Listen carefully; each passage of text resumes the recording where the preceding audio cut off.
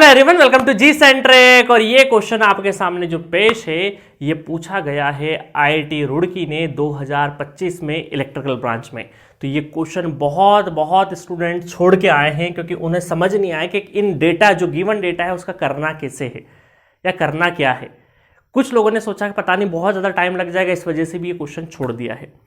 तो इस तरह के जो क्वेश्चंस होते हैं जहां पर मल्टी वोल्टमीटर लगा के आपको वोल्टेज रेटिंग वगैरह दी जाती है, ये श्योरिटी से मैं बोलता हूं कि 99% जो क्वेश्चन है ये आपके फेजर डायग्राम से सॉल्व होते हैं, है ना, क्योंकि फेजर से बहुत कुछ आपको आइडिया लग जाता है। इसीलिए मैंने आपको नेटवर्क थ्योरी जब पढ़ाया है तो फेजर के बारे में बहुत डेप्थ में अपन एनालिसिस किए ताकि वो फेजर नेटवर्क थ्योरी में अच्छे से तो आए, साथ में आपको जो दूसरे सब्जेक्ट है, मशीन है, पावर सिस्टम है, वहां पर भी फेजर का नॉलेज अच्छा रहे।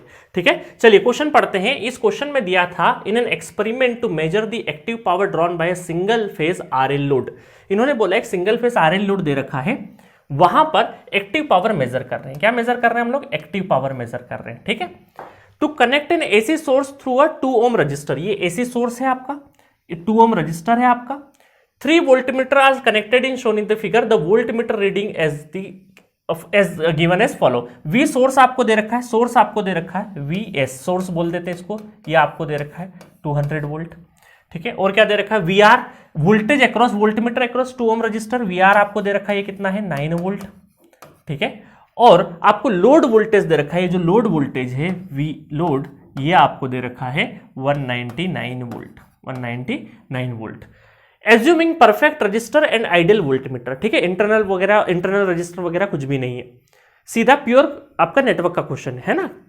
The load active power consumed या मेजर्ड इन द एक्सपेरिमेंट। तो आपको लोड जो एक्टिव पावर मेजर कर रहा है इन दिस एक्सपेरिमेंट वो वॉट में आपको बताना है, वॉट में आपको बताना है। अब देखो इस फिगर को अगर मैं रीड्रॉ करूं तो ये कुछ इस तरीके से दिख रहा है ना, कि ये है आपका सप्लाई वोल्टेज, ये आपका सप्लाई वोल्टेज, एक रजिस्टर है, ठीक है, और ये लोड है, ये आपका क्या है? आर एल लोड है, आर और एल दोनों लोड है।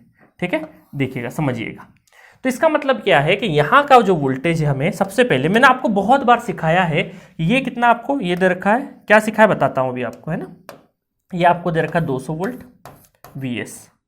ठीक है, अब देखो मैंने एक चीज सिखाई थी कई बार, जो बेसिक्स हमने पढ़े हैं, कि वहां पर आपको कहीं ना कहीं कुछ निकालने के लिए क्लू गिवन होगा। तो यहां पर क्लू क्या गिवन है कि ये है 9 वोल्ट, तो यहां पर वोल्टेज गिवन है, रजिस्टर गिवन है, तो हम करंट निकाल सकते हैं, बिल्कुल निकाल सकते हैं। तो ये क्लू आपको गिवन है कि भाई आपको पूरे सर्किट में, क्योंकि सीरीज सर्किट है तो करंट आपको अवेलेबल है, करंट की आपको जो करंट की वैल्यू है वो डायरेक्टली अवेलेबल है कि 9 डिवाइडेड बाई 5। तो ये जो करंट होगा, ये जो करंट होगा IR, मतलब जो कि पूरे सर्किट में एक ही करंट फ्लो करेगा, तो 9 डिवाइडेड बाई 2 तो 4.5 एम्पेयर करंट हो गया।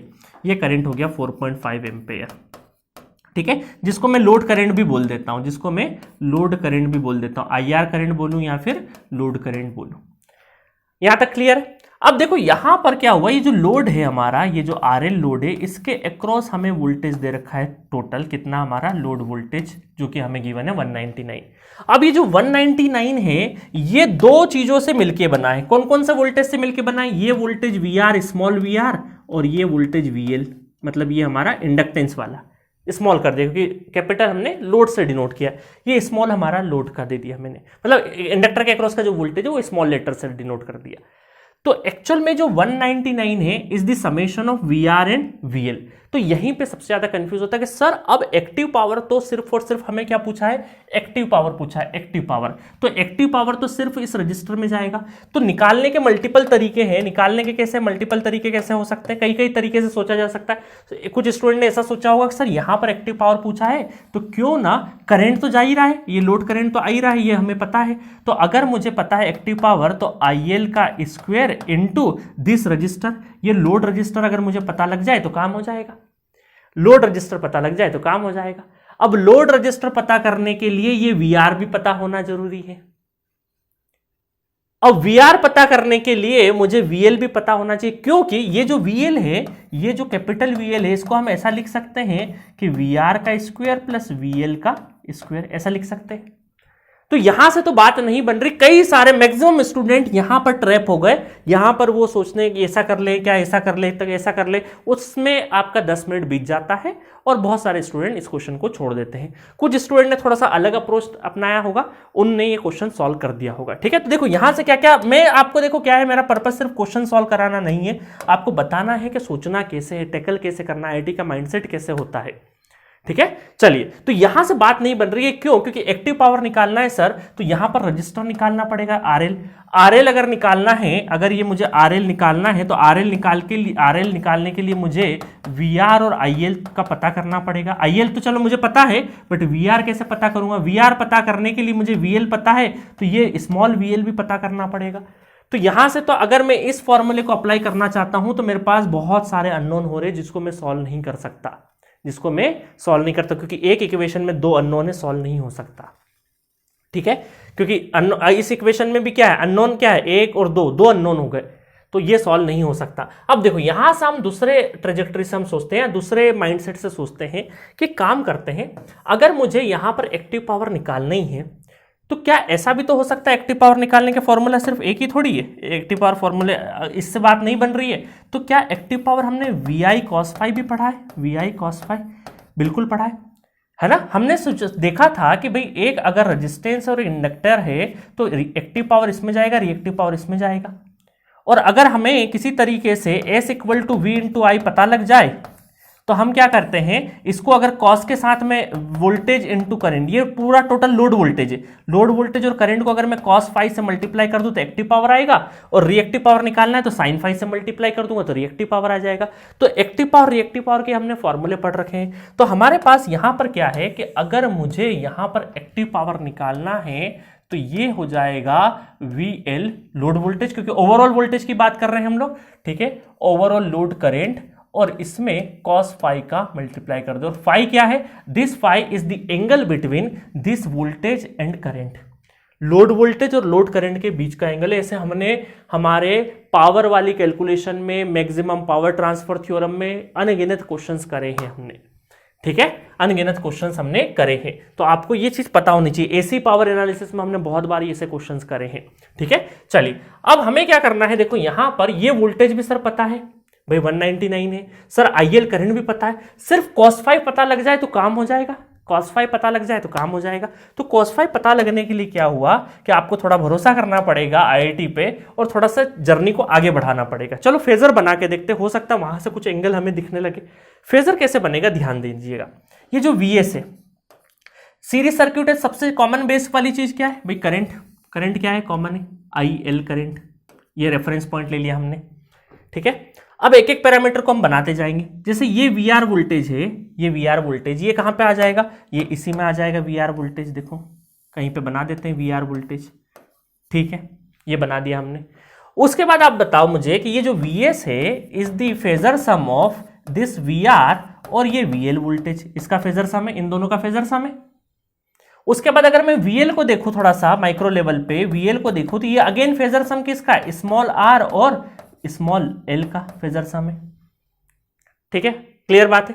तो अब देखो यहां से क्या हो रहा है कि अगर मुझे सबसे पहले तो वीएल कैलकुलेट करना पड़ेगा। वीएल कहां है, तो वीएल आप देखोगे तो वीआर और वीएल, तो अब यहां पर देखो इस आईएल और वीआर का अगर फेजर बना सकते हो क्या, बिल्कुल बना सकते हैं। सर हमें पता है कि ये जो स्मॉल आईएल भी है ना, ये जो स्मॉल वीआर है ये भी यहीं पे रहेगा, क्योंकि इस करंट और इस रजिस्टर में कोई फेज डिफरेंस नहीं हो सकता है ना। ये आईएल करंट और रजिस्टर, मतलब ये करंट जा रहा है और ये तो रजिस्टर है, तो इसमें फेज डिफरेंस नहीं होगा। वीआर और आईएल क्या होगा, सेम फेज में होगा। सही बात है। यही करंट जब आगे बढ़ता है और इंडक्टर का वोल्टेज वीएल और आईएल, तो एक प्योर इंडक्टर में अगर देखें हम, तो प्योर इंडक्टर में क्या होता है, प्योर इंडक्टर के अक्रॉस का वोल्टेज और करंट एक दूसरे से क्या होता है, करंट लैग करता है, वोल्टेज लीड करता है। तो वोल्टेज लीड करता है, करंट की एक्सेस तो है, तो वोल्टेज कितना 90 डिग्री से, एग्जैक्ट 90 डिग्री से क्या करेगा, एग्जैक्ट 90 डिग्री से हमारा वीएल लैग करेगा, मतलब लीड करेगा। करंट लैग करता है इंडक्टर के केस में और हमारा वोल्टेज लीड करता है। हो गया। अब हमारे पास देखो क्या क्या अवेलेबल है, वीआर अवेलेबल है और वीएल अवेलेबल है। इन दोनों का अगर फेजर सम कर दूं, इन दोनों का जब मैं फेजर सम कर दूं तो ये क्या आ जाएगा, इन दोनों का फेजर सम कर दें अगर हम लोग, तो ये आ गया हमारा कितना, ये हो गया हमारा वीएल। क्या हो गया, वीएल। VL बन गया, VL बन गया हमारा। ठीक है, चलो VL बन गया। अब देखें यहाँ पे VL देखें अगर हम लोग, तो अभी देखो अभी हमें इसके मैग्नीट्यूड और ये कितने क्या वैल्यू है ये सब नहीं पता हमें, सिर्फ हम तो क्या कर रहे हैं, सिर्फ फेजर ड्रॉ करने की कोशिश कर रहे हैं। अब हमें पता है कि VS अगर मुझे निकालना है तो VS क्या होगा, VR और VL का, VS क्या होगा हमारा, VR, दिस VR और दिस VL, इन दोनों का फेजर सम। तो यहाँ VR तो अवेलेबल है, VL भी अवेलेबल है, तो कैपिटल VL और कैपिटल VR इन दोनों का क्या हो जाएगा, फेजर सम हो जाएगा। इन दोनों का जब फेजर सम होगा तो ये कुछ इस तरीके से फेजर सम होगा, तो ये रहा हमारा नेट VS, नेट VS। ठीक है, नेट VS हो गया। और ये एंगल क्या, इन दोनों के बीच का एंगल क्या होता है, फाई। फाई एंगल हम लोगों ने कोई भी थीटा एंगल मान लिया, कोई भी थीटा एंगल मान लो भाई, फाई मत मानो भी, थीटा मान लो, कोई दिक्कत नहीं, थीटा मान लिया। तो यहां से हमें देखेंगे कि अगर इस पैरेललोग्राम लॉ का हम अगर मैग्नीट्यूड देखें VS का, तो ये कितना होता है, ये होता है दिस VR प्लस VL का square plus 2 into VL cos theta. ठीक है, इन दोनों का बोथ साइड स्क्वेयरिंग कर देंगे, तो बोथ साइड स्क्वेयरिंग कर देंगे तो VS square equal to VR square plus VL square plus 2 into VL cos theta.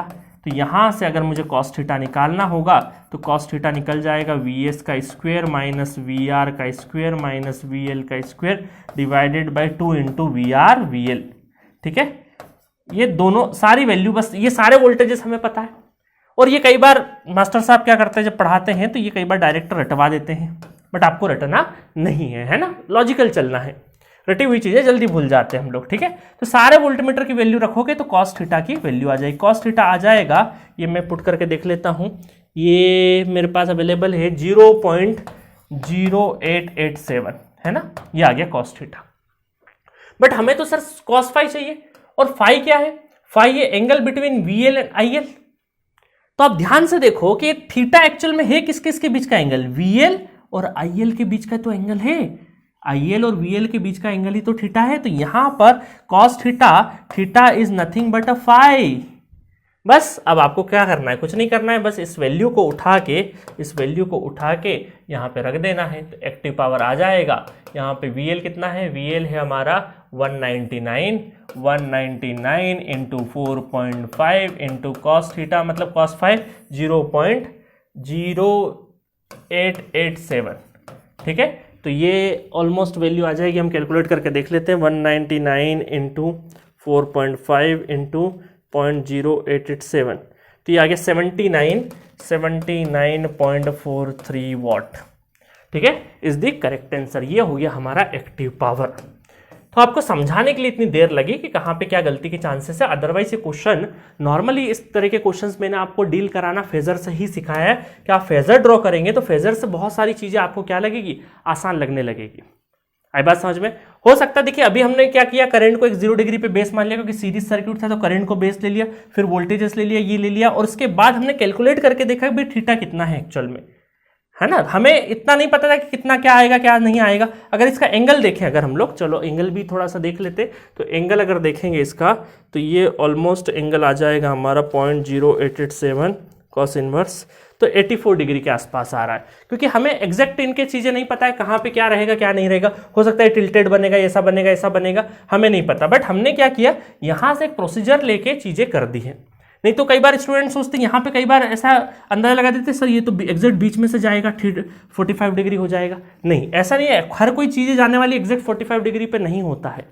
ठीक है, ये एक मिसकंसेप्शन होता है स्टूडेंट को कि यहाँ से जा रहा है तो 45 डिग्री हो जाएगा। नहीं, जो भी एंगल रहे, आप तो अपना क्या कर रहे हैं, हमें मैग्नीट्यूड वाला फॉर्मूला पता है, उस फॉर्मूले से जा रहे हैं। इनके एंगल पे जब तक हमारे पास पुख्ता चीजें नहीं हो, एविडेंस नहीं हो, हम लोग अपने एंगल पे कमेंट नहीं कर सकते। हाँ, इतना कर सकते हैं कि भाई ये जो रजिस्टर के अक्रॉस वाले जितने भी वोल्टेज ड्रॉप होंगे वो करंट के फेज में आएंगे। हो सकता है करंट इस एंगल पे हो, उस एंगल पे, हमें नहीं पता, कुछ भी नहीं, हमने करंट को रेफरेंस ले लिया बस। ठीक है, चलिए, तो ये था हमारा गेट 2025 में पूछा गया बेहतरीन क्वेश्चन, जिसको हमने फेजर टेक्निक से सॉल्व किया है। तो ये एक लर्निंग है, कभी भी आपको टेम्परामेंट नहीं खोना एग्जामिनेशन में। और ये क्वेश्चंस हो सकता है शुरुआत के 1 घंटे में नहीं बने, बीच के 1 घंटे में थोड़ा सोच विचार करके चीजें कर सकते हो, क्योंकि इतना डिफिकल्ट नहीं है, क्योंकि आपको सारे वोल्टमीटर की रीडिंग्स पता है, सब कुछ पता है, बस थोड़ा सा आपको दिमाग लगाना है। अपनी प्रोसीजर को फॉलो करोगे तो देखो वो वहां तक मंजिल तक ले जाते ही हैं, क्योंकि आप कॉस थीटा फाइंड करते करते आपने देखा कि अच्छा ये एंगल इस बीच में मिल सकता है। कई सारे लोगों को फेजर बनाते बनाते चमक गया होगा कि अच्छा ये बीच का एंगल यही बन रहा है, तो वहां से भी उनको कॉन्फिडेंस आ गया होगा। ठीक है, चलिए, तो ये बेहतरीन क्वेश्चन पूछा था। मिलते हैं नेक्स्ट किसी क्वेश्चन में। Okay, thank you so much.